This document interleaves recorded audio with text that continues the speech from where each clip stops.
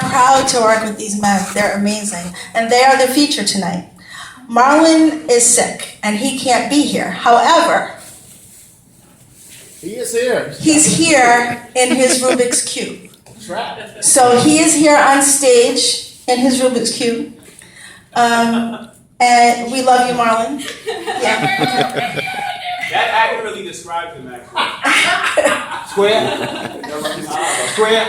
Anyway, the guys asked me to start off their thing with a haiku. Okay. So I said, well, what kind? And whatever kind. And then Eunice said, well, a funny one. So here's a funny haiku.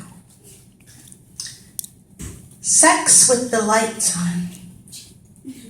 I love nakedness with you. Note to self, shave legs.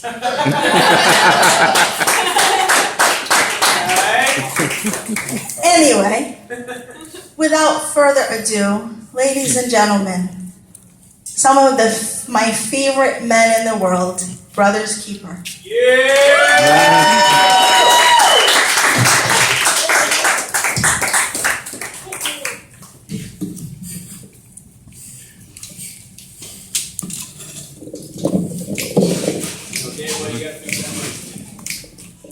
Boom, boom. Boom, boom, boom, boom. Boom, boom. Boom, boom, boom, boom. It was the 3rd of September. That day I always remember. Yes, I will. 'Cause that was the day that my daddy died. I never really got to meet him. Boom, boom, boom, boom. I always heard bad things are starting. Mama, I'm depending on you to tell me the truth. Papa was a rolling stone. Well, wherever he laid his head was his home. And when he died, all he left us was alone.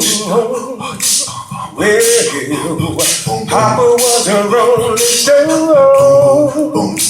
Wherever he laid his head was his home. And when he died, all he left us was alone. Daddy, you don't know what to do or have a clue what you're doing. There was no internet in 1980. Your black shoes now holy and gray. I only get new shoes in January. 38 years, and I'm still poor and sicker than ever before. You still have roaches in your house. You still manifest poetry in one form. Daddy, I don't want to dismantle your dream. Let's evolve to new artistic things. My dad is only leaving me with a bag full of holy books. A law leads these footsteps to survive in the city of brotherly love, drinking scoop, kill, punch. You never taught me to punch or block, but you sent me outside to fight Nadir. You never taught me to punch or block. I can still feel his fist upside my head and the pride in my feet. Ali, I want a rematch. I know how to block now. Daddy, you're so focused on the East Coast while the masterminds are thinking globally. Father, you grew up in Newport. I live an hour away from Newport, where your sister died from Newports. Ali, I used to pray to be nothing like you. MashaAllah, I love you, but I don't always like you. In my native tongue, Bismillah, with my American mouth, in the name of God, we hide from stereotypes of terrorism. You're always on the road. We're always speeding and running out of gas in this 1976 green Chevy Impala. I love the adventure in you. Don't worry, you can drive as fast as you want. I'll always be your lookout. Abu, how can you raise a child who places thoughts on napkins? Kids should not know that they're poor. Most black families are out of sync because some parents don't even want to try. My dad never tried to play basketball. My dad never threw a basketball to us. Said it was a communist plot. You're playing with balls while the man's cutting off your balls. I blame the last poet for ruining my childhood. Abu, why are we outcasts? Why do people hate us? Does performing for applause and claps make me a cake-walking slave? Is that why we move like gypsies and grow our beards like Jews and let our shirts grow to the ground? Father, you never taught me how to write. Did I turn out all right? You gave me two choices. You can get a job and help with the rent or go to college and find yourself. Father, I'm trying to teach my son to be a man while trying to be a father myself. You did a better job than I'm doing right now. And guess what? I teach just like you. And I help my son with his homework instead of giving him the answer and telling him to be quiet when I'm watching the news. Ali, you say never call you by name. Ali, my son is afraid of you. He begs, please, Eunice, father, don't make me visit your dad. Every time I go to Boston and spend my last dimes, I wonder each time if it's worth it. He wants so much more than what I can offer. It's never enough in my account. Thank you for raising me, Dad. My mother loves you, and I think you owe her an apology. I told my son yesterday, I'm sorry for not being an everyday dad. God knows I want to be a father, just like you, Dad. Boom, boom, boom. Papa was a rolling stone. Well, wherever he laid his head was his home. And when he died, oh, he left this was a lone home. One more time, Papa was a rolling stone. Boom, boom, boom. Wherever he laid his head was his home. And when he died, oh, he left us was alone.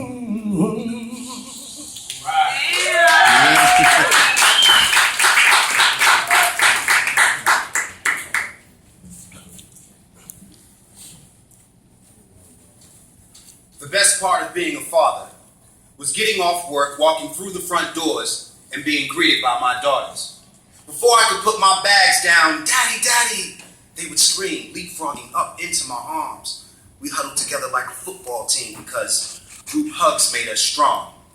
I kissed each one gently on their forehead and said, real calm, "I love you. You are beautiful," including their mom.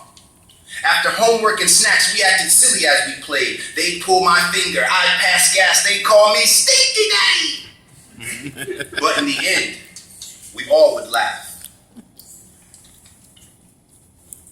I played underground hip-hop like Wu-Tang and Mobb Deep. I taught them to nod their head with rhythm while I always danced off beat. We jumped on beds, wrestled, and I tickled their feet. We drew pictures and played video games until we'd all fall asleep. I made them dinner, read them books, and bathed them. I threw them up in the air, raised them up to God, and praised them. Toys, clutter, and household mayhem. I'm a pushover, but I gave them warnings and ultimatums like clean your room and do it soon or I'll get some kisses from my little missus. Hugs, smiles, and zerberts, popsicles, noogies, goldfish, and go-gurts. When Imani watched TV, it was faithfully basketball she chose. Asia was the opposite. She liked all the girly shows like That's So Raven. Taylor is my youngest, my princess, and the fairest of maidens. They were my Powerpuff Girls. Buttercup, Blossom, and Bubbles, ready to save the world. Sugar, spice, and everything nice. Ironically, I liked what they liked. I cried when they cried. I inspired them to be great because I was a superhero in their eyes. But superhumans make superhuman mistakes. I followed in the footsteps of my predecessors' hereditary traits. I'm stubborn like my father. Daughters stubborn like me. Hard-headed, tough, but cute. Too smart for their own good. I never had to spank them because my words were always understood. They're beautiful like their mamas, who I've often made real mad. It's not exactly how I planned it, but I'm proud to be their dad. I had struggles over money, a relationship that required intervention. We argued during the daylight, but at night, good sex relieved our tension. I pinched Mama on her booty when she was hot and angry. It cooled her down somewhat. She would slap my hand away and say, "Stop, boy!"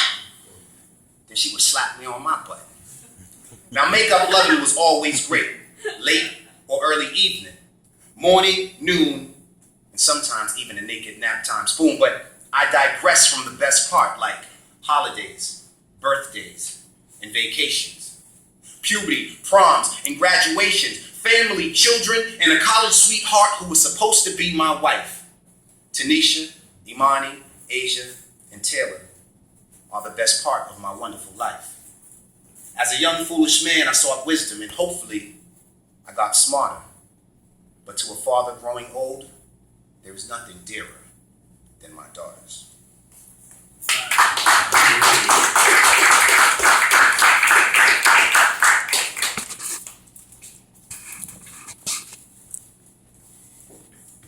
As a child, I remember going up to the apple tree.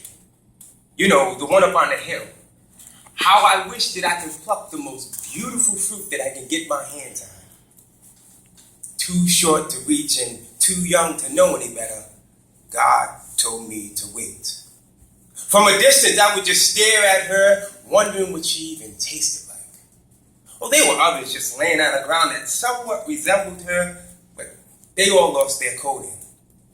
Too short to reach and too young to know any better, God told me to wait. Disobedience became my downfall, experiencing the bitterness of what I fell for, except that I didn't realize that this is what I was not supposed to pick. The residue of the worms, the ferment of the fruit, killed all the butterflies that were once here, and which I should have known better. As I grew older and much more wiser, I would walk up to that same apple tree, kicking aside those that are on the ground, pushing away those that are still green, and making my way to what I thought was delightful. And God said, no, not that one. Look beyond what your eyes can see. Go deeper than what your heart can feel. And there she was, crimson red, beautiful, flawless. I selected the very best that was ordained for me. Her juices added life to the essence of my very soul. And this is the reason why we should wait upon the Lord for that apple in your eye.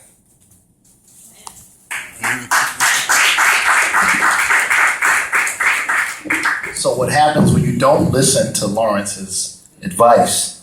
12 years ago, I needed to hear that poem. So this poem is from the situation of not listening. I got $20 left. I don't know what to do. Child support wants some money and Uncle Sam too. I got $20 left.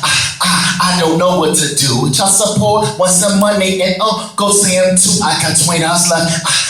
I don't know what to do. Child support wants that money and Uncle Sam too. I can't manage. Tired of that mayonnaise sandwich, so hungry. Breakfast peanut butter, no jelly. Eureka, I stole chocolate Godiva from a teacher. Group home? Now that's how I eat? Oh no. Blood sugar low, oh no. Feeling very weak. Situation bleak. Paycheck every 2 weeks. Yeah, hustling to put that food in my beak. Empty plates. Stomach pains I really hate. Michelle, don't complain to me. I see you just ate. What you got? Grab me that seat. What you got? Shrimp on your plate. God, please help me. I'm a struggling deadbeat with these problems on repeat. Yo, I can't breathe if you don't buy this CD. It only costs $10. I don't mean to badger, but the anger make me madder than the freaking Mad Hatter. Poet stand up. Change your plans up before we die slowly like smokers and cancer. I got $20 left. I don't know what to do. Child support wants some money and Uncle Sam too. I got $20 left. I don't know what to do. Child support wants that money and Uncle Sam too. Damn.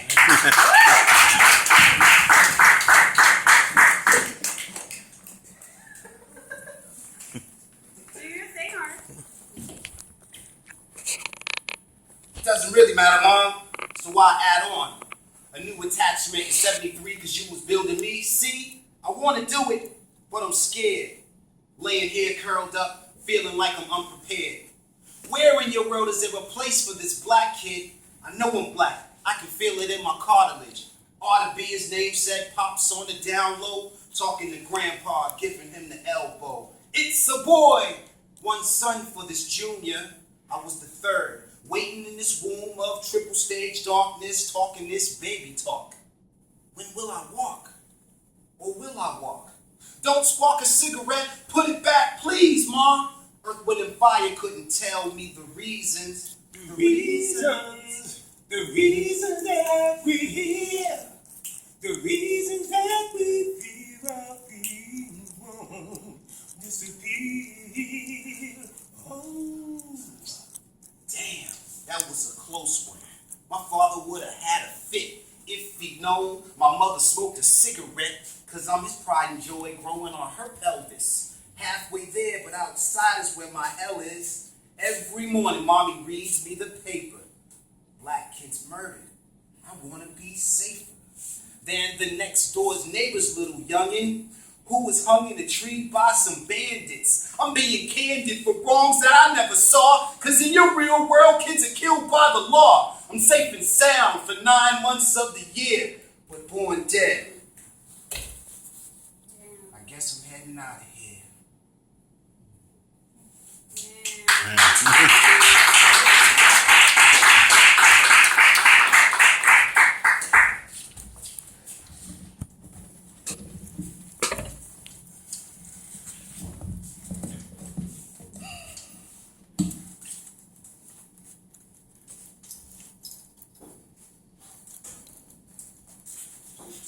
the inevitable happened. Gathered friends, relatives, and well-wishers paid their final respect to a well-dressed corpse who left his marks towards his confidants and those left intimate. It was I, formaldehyde filled, Bill Blass suit, Stacey Adams shoes. This was my going home party, highlighting all my accolades and achievements. Within my remembrance, I would decipher the difference between the truth and a lie. Who I've touched and who I've let go. Who I've helped and who I've hurt. And when all the words have been said, when all the poetry that's been read, I would listen to the hinges close on that casket as the preacher overlooked his congregation with, "He finally rests." And Jesus said, "Come with me." Lightning flash brought me to Zion. I was surrounded by celestial beings I couldn't even pronounce. Not angels, mind you, but beings from other worlds, other galaxies, all under the same umbrella of God. Believe it or not, humans only took up 5% of the population there. Throughout all this splendor, wonder, and glory, I was at awe. And Jesus said, "Come with me." As I made my way toward him, he introduced me to someone I never met before. I extended my hand to greet this stranger and found myself being choked by hugs and wet kisses with repetitious words of, "I forgive you. I forgive you. I forgive you." What could I have done to deserve such forgiveness? I did a roundabout check and couldn't come up with anything. Then the person said to me, "My name is X. Remember me?" I scanned the room for Jesus, and he couldn't be found. Then X repeated, "I forgive you. I received your letter 45 years ago to apologize for the things that happened. Burnt offerings and lit candles and prayers and fasting. They call me X because I was excluded, excused, and exempt. But to finally stand in the presence of my Father, I feel nothing less than exalted. And right there, before me was my flesh and blood, my seed. I cried uncontrollable. X collected every cheek-stained tear and embraced me as if it was going to be our very last. And Jesus said, "The child's name is Amethyst." I broke our embrace, looked my child in his eyes and said, "Hello, Amethyst." He in turn gave me this warm sunshine smile and said, "Father, welcome home." Amen.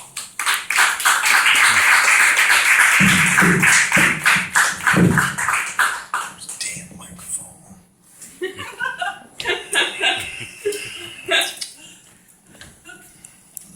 you. I go out here every morning, bust my butt, putting up with these jokers because I like you. You about the biggest fool I ever saw. It's my job. It's my responsibility. A man got to take care of his family. You understand that? You sleep in my house. Fill your belly up with my food because you my son. You my flesh and blood, not because I like you. Let's get this straight right here and now. I ain't got to like you. Mr. Red don't give me my money come payday because he like me. He gave me because he owe me. I didn't give you everything I had to give. I gave you your life. Your mama worked that out between us. And liking your black ass wasn't part of the bargain. Don't you try and go through life worried about if somebody like you or not. You best be making sure they doing right by you. You understand what I'm saying, boy? Get the hell out of my face and go on down to that A&B and find a job.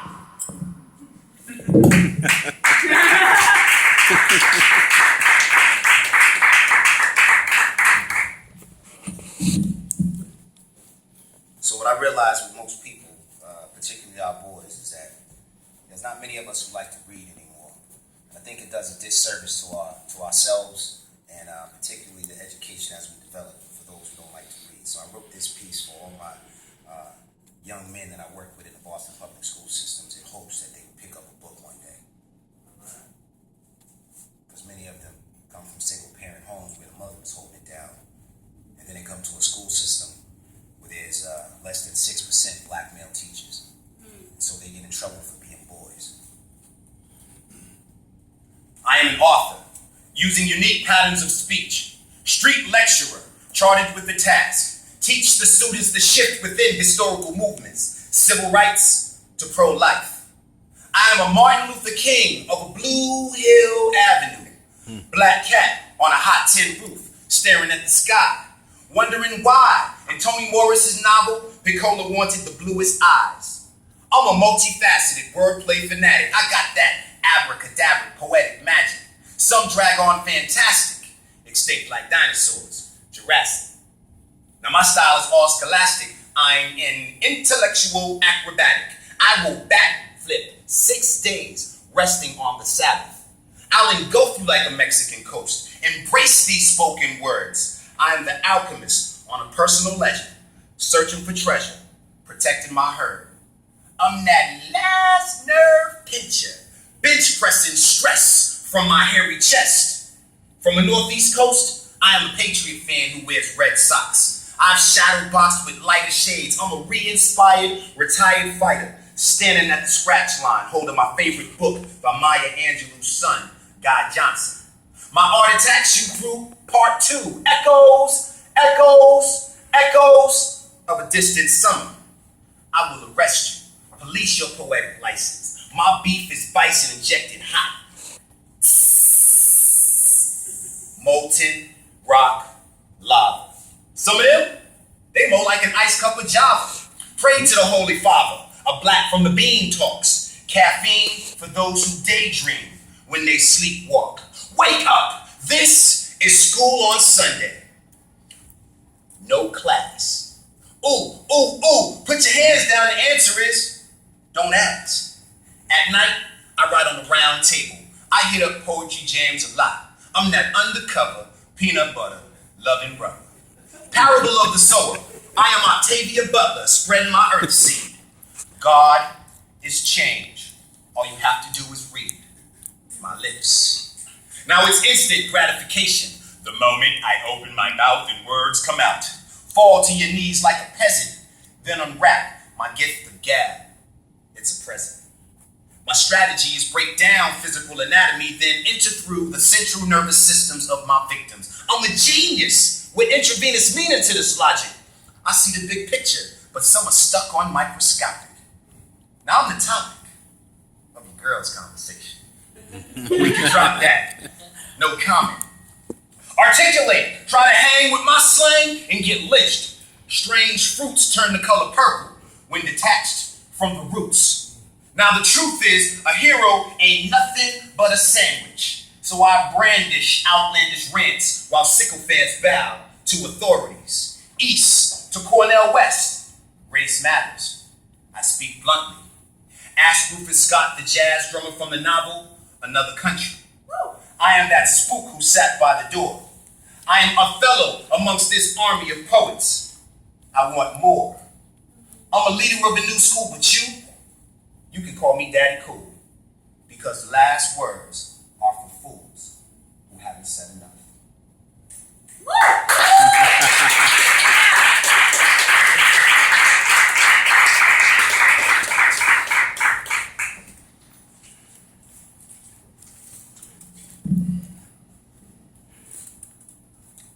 I remember the day that I got saved. Conviction weighed too heavy to carry anymore. Heard about a man that can turn troubled waters into a sea of forgiveness. I wanted that. I needed that.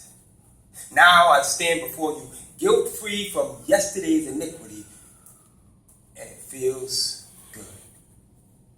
Today I am an assistant pastor to a church without walls, expanding breathing room to ex-felons, convicts, the homeless, alcoholics, drug addicts, and any discarded citizen that society abandons. Throughout my journey, I saw the blind see, the lame leap, the dead come back to life. I healed the sick, casted out demons, spoke life into deserts that were bone dry. All while my son sits behind bars, speculating his fate. At first, shame held me hostage, putting my qualifications in check.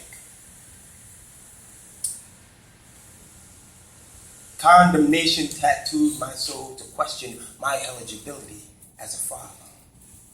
How did this happen? Where did I go wrong? And what could I have done to make things better? It seems that the past has found its way back to the owner. I was placed in this position to rescue many. Yet my own flesh and blood treads deep waters. How is it that a whole village can be tended to, yet a lost little boy who constantly cries out wolf shows bite marks to prove it? My slate recollects chasing after dollar signs to the highest bidder, rather than making a pathway to guidance. My record reveals the call to the nightlife, instead of changing diapers, checking grades, and directing discipline. It's not about placing blame on his mother, or accusing the streets, or even the sorry excuses that he uses on himself. But it's about my barefoot, broken glass discrepancies that I walk in. I wish that I could backtrack to the many seasons given to exempt the excuses I medicate myself with. But instead, I just pray that one day my son will outstretch his legs to freedom, welcoming